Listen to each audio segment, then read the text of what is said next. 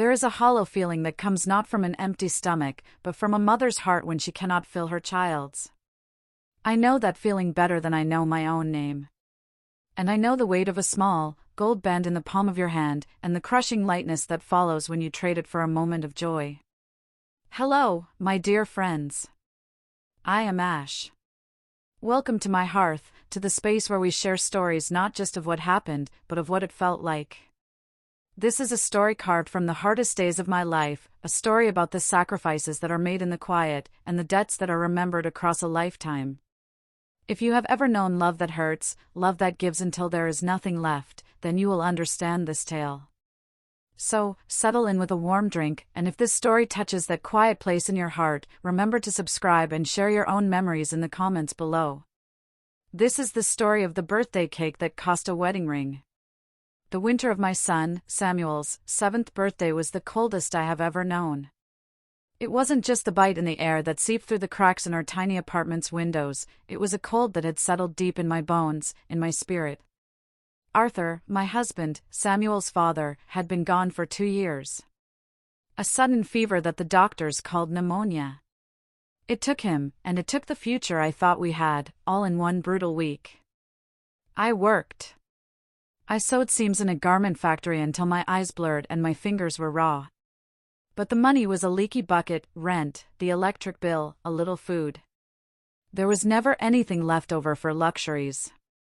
And to a 7-year-old boy, a birthday cake is not a luxury. It is a necessity. It is proof that the world is still magic.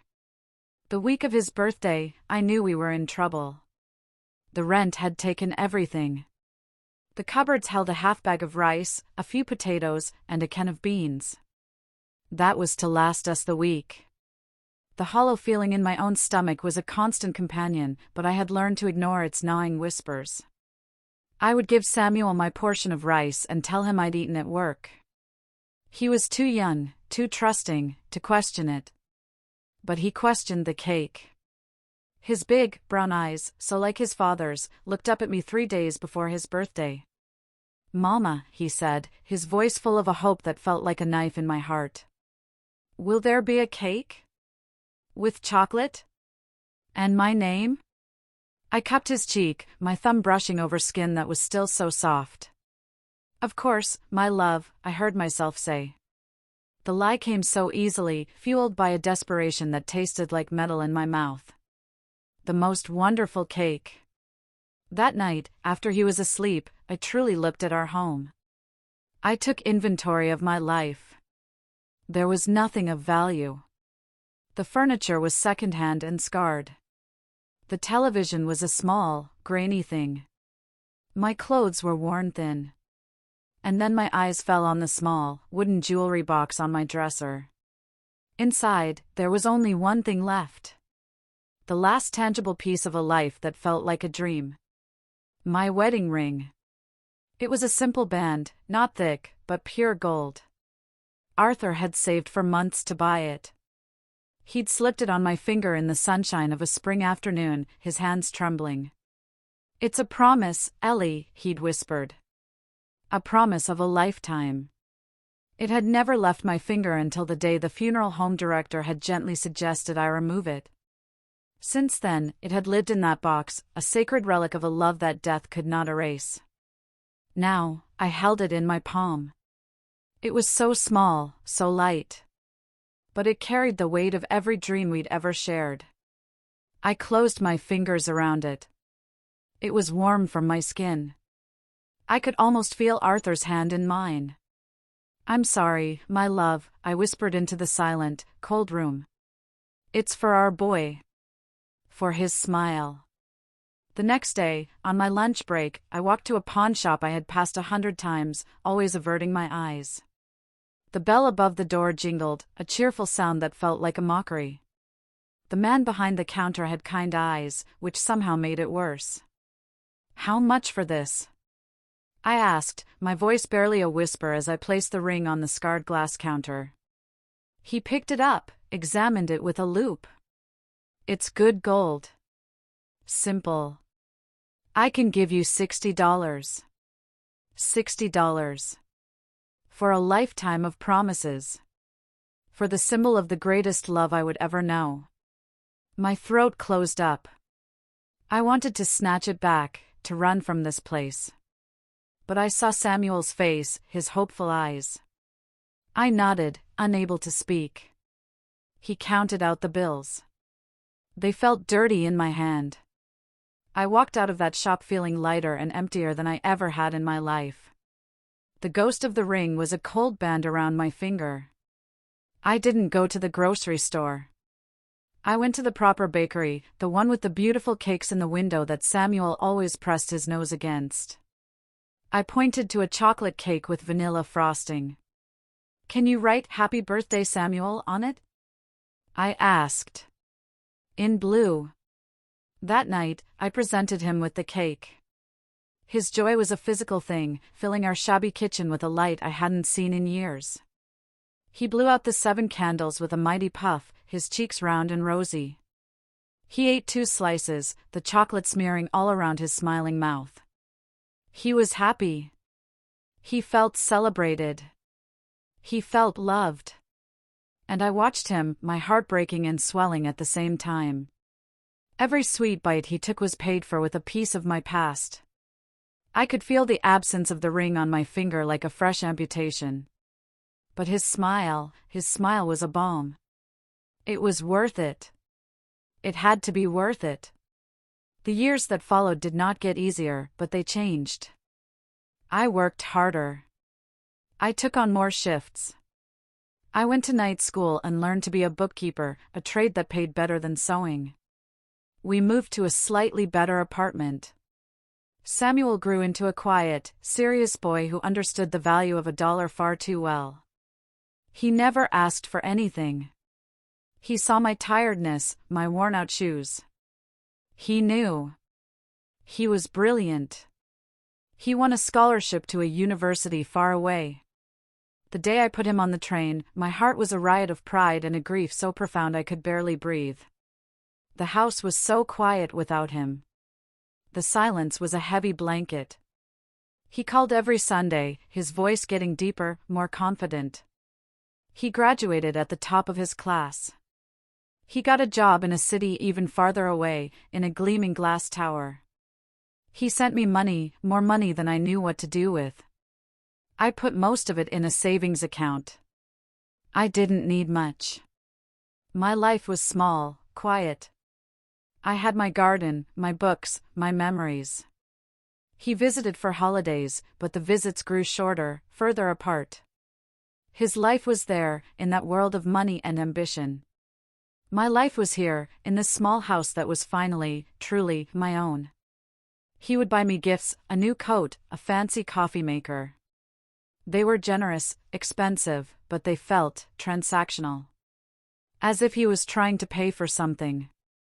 I missed the boy who had hugged me for no reason. I missed the simple connection. The hollow feeling began to return, not from hunger, but from a different kind of loneliness. I had sold my past for his future, and now his future had no room for me in it. He was successful, respected, rich. And I was just his old mother, living in her small house, a relic from a life of struggle he seemed eager to forget. Then, on the eve of my 65th birthday, he called. His voice was odd, strained. "Mom, I'm coming home tomorrow. For your birthday. There's something I need to give you."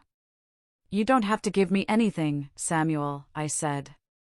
"Just seeing you is gift enough." It was the truth. "No," he said, his voice firm, almost grim.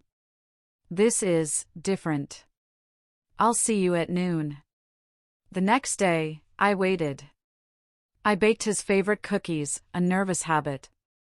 When his rental car pulled into the drive, my heart leapt. He looked so handsome, so like his father, in his tailored suit. But his face was drawn, his eyes shadowed with a tension I hadn't heard in his voice. He hugged me, a tight, almost desperate embrace. He didn't let go for a long time. "Happy birthday, Mom," he murmured into my hair. We sat at the kitchen table, the same table where he'd eaten that birthday cake a lifetime ago. He placed a small, velvet box between us.